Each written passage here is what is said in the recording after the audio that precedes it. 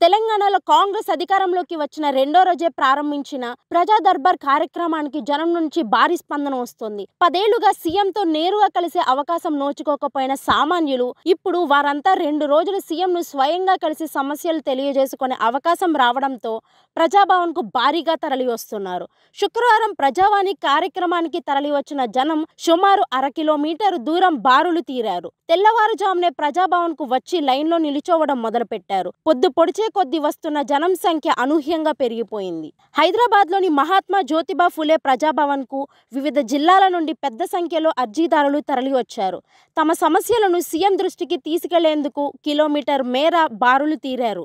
ఈ నెల 8న గత శుక్రవారం ప్రజాభవన్ కార్యక్రమాన్ని ముఖ్యమంత్రి రేవంత్ రెడ్డి ప్రారంభించడం రాష్ట్ర వ్యాప్తంగా సంచలనాన్ని సృష్టించింది. ప్రతి మంగళవారం, శుక్రవారం ఉదయం 10 గంటల నుండి మధ్యాహ్నం 1 గంట వరకు ప్రజావాణి నిర్వహించినట్లుగా ప్రకటించారు.